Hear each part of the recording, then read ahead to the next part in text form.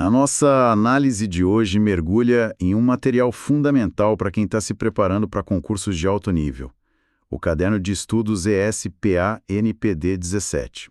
Isso, o material elaborado pelo professor Dr. Marcelo Lessa, que é a mente por trás do projeto Alero Turbo. E o nosso tema é um gigante da pedagogia, Jean Piaget e sua teoria do desenvolvimento. Exato, e o nosso objetivo aqui não é só revisitar a teoria, mas fazer isso com um olhar de estrategista, sabe? Um olhar focado na prova. Isso. O material do professor Lessa é um verdadeiro mapa das armadilhas que a banca FGV adora preparar. A missão hoje é desvendar como Piaget é cobrado. Ok, vamos começar a desempacotar isso então. A ideia central de Piaget, que assim vira tudo de cabeça para baixo, é que o conhecimento não é algo que a gente recebe de fora. Não é um download. Não é um download. Ele é construído ativamente pela pessoa. E o que eu achei fascinante no material é que ele nos dá a mecânica exata de como isso acontece. E a primeira peça dessa mecânica, um ponto crucial para não cair em pegadinhas, é entender quem Piaget está estudando. Ele não está interessado, tipo, no João ou na Maria. Com suas emoções e particularidades. Exato. O foco dele é o que ele chama de sujeito epistêmico. É uma ideia de um sujeito universal, focado nas estruturas de conhecimento que são comuns a todos nós em cada fase. É uma visão que busca padrões, então, não as individualidades. Perfeito. Então, se o conhecimento é construído, qual é o motor? Como essa construção realmente funciona no dia a dia? O grande processo se chama adaptação. Pensa nisso como o motor principal. E esse motor funciona com duas engrenagens que giram juntas, a assimilação e a acomodação. Certo? Vamos lá. Assimilação. Pelo que o material do professor Lessa coloca, é quando a gente encontra algo novo e tenta encaixar nas caixinhas mentais que a gente já tem, né? Isso. É tentar entender o mundo com as ferramentas que já estão na sua mão. É o trazer o mundo para dentro de mim. É o movimento de conforto. Entendi. Você vê um cachorro diferente, mas ele late, tem 4 patas, então você o assimila na sua caixinha de cachorros. Exatamente. Mas... E quando a realidade não se encaixa? Aí entra a segunda engrenagem, a acomodação, que seria o oposto, quando o novo é tão estranho que nos obriga a mudar nossas caixinhas ou até a criar uma nova. É quando a gente tem que se modificar para entender o mundo. E a metáfora que o caderno traz para fixar isso é brilhante. A do computador? É ótima. É ótima. Imagine que nosso cérebro é um computador. Assimilar é como abrir um arquivo .doc no Microsoft Word. O programa já está lá, ele reconhece... É um processo tranquilo, o sistema já sabe o que fazer. Perfeito. Já a acomodação... A acomodação seria tentar abrir um arquivo de formato super novo que o seu Word antigo não reconhece. Aí o sistema dá um erro. Exato, e você é forçado a instalar uma atualização, a modificar o seu sistema operacional para conseguir ler aquela novidade. A mudança é interna. Faz todo sentido, mas o que dispara essa necessidade de atualizar o sistema? Ninguém gosta de se sentir desconfortável, né? É exatamente essa palavra, desconforto. Piaget chama isso de desequilíbrio, ou conflito cognitivo. É quando a realidade não cabe mais nos nossos esquemas. É um bug no sistema, que gera um desconforto tão grande que a única saída é evoluir. É esse desequilíbrio que nos impulsiona a buscar um novo estado de equilíbrio mais sofisticado. E esse processo de busca? Essa busca constante por um equilíbrio superior é a equilibração majorante. Esse é o verdadeiro motor do desenvolvimento. Isso é uma virada de chave. Então, para Piaget, a gente não aprende quando está tudo bem. A gente aprende de verdade quando algo nos incomoda. Precisamente. E para as provas, essa é uma ideia de ouro. O desenvolvimento não é uma linha contínua, suave. Ele acontece aos saltos, impulsionado por esses momentos de crise. Sem desequilíbrio, não há aprendizado significativo. Exato, certo. E essa jornada de desequilíbrios nos leva a um dos pontos mais famosos de Piaget e provavelmente o mais cobrado, os estágios do desenvolvimento. E o material frisa algo que parece simples, mas é uma armadilha clássica. A ordem dos estágios é fixa e invariante. Ninguém pula do primeiro para o terceiro estágio. Não tem atalho, é uma escada.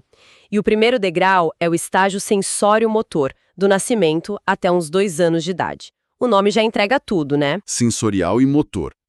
A criança conhece o mundo pelos sentidos e pelas ações. É a fase da inteligência prática. Isso, o bebê que põe tudo na boca, que aperta, que joga as coisas no chão, ele está, na verdade, pensando com o corpo. E qual é a grande revolução que acontece nesse estágio? Grande conquista, o diploma de conclusão do sensório motor, é a permanência do objeto. No início, para o bebê, se algo sair do campo de visão dele, Deixa de existir. simplesmente deixa de existir. A mãe se esconde atrás de um pano e para ele ela desapareceu do universo. A famosa brincadeira do cadê achou? Exato. A conquista da permanência do objeto é quando ele entende que as coisas continuam existindo, mesmo que ele não as veja. É o nascimento da representação mental. E aqui tem uma pegadinha de prova sutilíssima. Qual seria? Uma questão pode afirmar que, no estágio sensório-motor, não há pensamento representativo. Só que a representação mental é a conquista final do estágio. Ah, então ela não está ausente em todo o estágio. Ela é o que o encerra. Exatamente. A banca pode usar essa generalização para te induzir ao erro. Uau, que detalhe. Ok, então a criança já entende que o mundo existe fora dela. O que vem depois? A cabeça dela deve virar um caldeirão de ideias, né? Um caldeirão é a imagem perfeita. Entramos no estágio pré-operatório, dos 2 aos 7 anos. É a explosão da função simbólica. Linguagem, desenho, o faz de conta. Isso. O mundo interno dela se expande de uma forma inacreditável. Contudo, o pensamento ainda é pré-lógico. E é aqui, nessa lógica mágica, que a FGV constrói as melhores armadilhas. Então vamos a elas. A primeira e talvez a mais famosa é o egocentrismo. Que, como o caderno bem aponta, não tem nada a ver com ser egoísta. Não é um defeito moral. De forma alguma.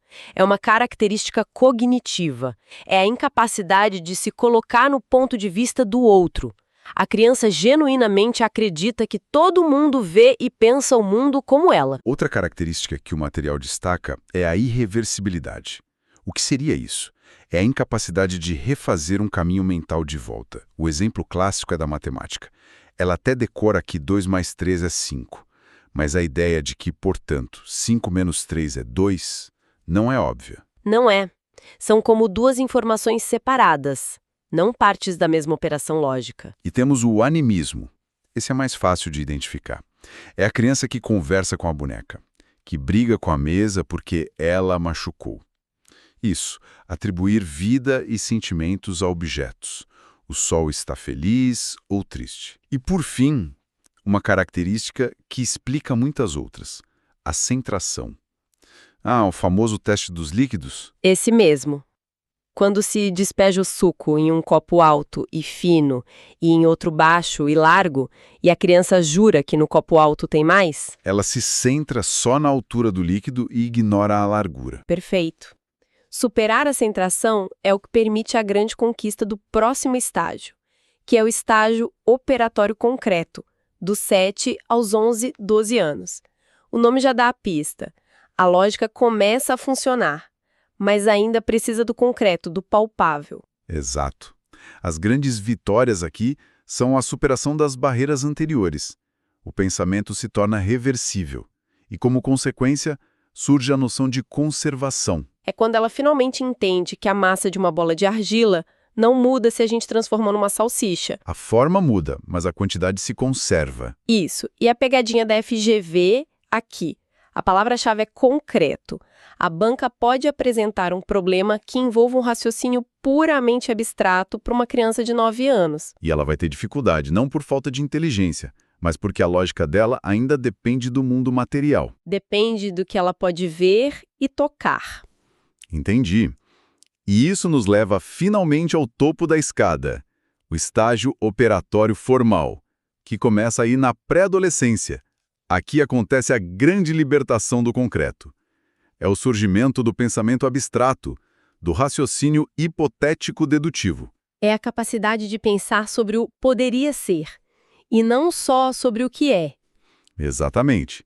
O adolescente agora consegue raciocinar sobre problemas como se todo A é B e C é A, então C é B, sem precisar saber o que são A, B ou C. É a capacidade de pensar sobre o próprio pensamento, a metacognição, e lidar com conceitos como justiça, liberdade. Isso, ele opera apenas no plano das ideias. É o ápice do desenvolvimento cognitivo na teoria de Piaget. Certo, passamos por toda a escada. Mas como um professor usa isso na prática? O que essa teoria toda significa para a sala de aula? Sim, e aqui a visão construtivista de Piaget realmente brilha. O papel do professor muda radicalmente. Ele deixa de ser um transmissor de conteúdo para se tornar, e a expressão do caderno é ótima, Um provocador de desequilíbrios. exatamente. Espere um pouco. Então o trabalho do professor não é dar a resposta certa, mas sim criar o problema certo? Totalmente. A função dele é planejar situações-problema desafiadoras que coloquem em xeque as certezas do aluno, que gerem aquele conflito cognitivo. É criar o bug no sistema do aluno de propósito. Isso, para que ele seja forçado a se atualizar. E nessa lógica, o erro do aluno ganha um status completamente novo? Pelo contrário, o erro é visto como uma pista valiosíssima. O material o chama de erro construtivo. Ele é uma janela para a mente do aluno. O erro revela a lógica que ele está usando? Exatamente. O erro revela o estágio em que ele se encontra. Então a atitude correta diante do erro não é simplesmente dizer está errado, o certo é isso. De jeito nenhum. Na perspectiva construtivista, a atitude correta é usar o erro como ponto de partida para um novo desafio. É usar o erro para gerar um novo desequilíbrio. Isso muda tudo. Fantástico. Então, se fôssemos fazer um bate-bola com os pontos principais do fichamento do caderno, qual o motor do desenvolvimento? A equilibração, especialmente a majorante. O que gera a necessidade de aprender? O desequilíbrio, o conflito cognitivo. Como se chama a crença de que o mundo gira em torno da criança? Egocentrismo, típico do pré-operatório. Em qual estágio se conquista a conservação de quantidade? No operatório concreto. O que é reversibilidade? A capacidade mental de inverter uma operação. Conquista do operatório concreto. E o pensamento hipotético-dedutivo surge em qual estágio? No operatório formal. Para Piaget, o desenvolvimento vem antes ou depois da aprendizagem? O desenvolvimento. A maturação das estruturas cognitivas condiciona e possibilita a aprendizagem. O desenvolvimento é o trilho, a aprendizagem é o trem. Perfeita analogia. O trem não pode ir onde não há trilhos. Essa é a visão piagetiana. Analisando todo o material do professor Lessa, fica claro que a teoria de Piaget é uma jornada de construção. E a mensagem estratégica para quem está estudando é: não basta decorar os nomes. A FGV vai descrever uma cena com uma criança de 5 anos e perguntar qual conceito explica o comportamento dela. E as alternativas erradas vão usar conceitos de outros estágios para confundir. Exatamente. Saber o conceito é a base, mas saber onde ele se aplica é o que diferencia. O material nos deixa um roteiro de ação. Comece pelo diagnóstico do que o aluno já assimila, crie o desafio para provocar o desequilíbrio e mire na equilibração. Isso. E para fechar, o material nos deixa com uma reflexão poderosa. Se, como Piaget defende, a maturação biológica estabelece os trilhos, qual é o verdadeiro alcance da pedagogia? Nosso papel seria o de acelerar esse processo. Ou de garantir o ambiente mais rico possível para que essa construção aconteça no seu próprio ritmo. É um debate que fundamenta muitas práticas educacionais até hoje. Uma ótima reflexão para continuarmos pensando. A análise aprofundada de hoje foi baseada no caderno de estudos do projeto Alero Turbo, uma criação do professor Dr. Marcelo Lessa.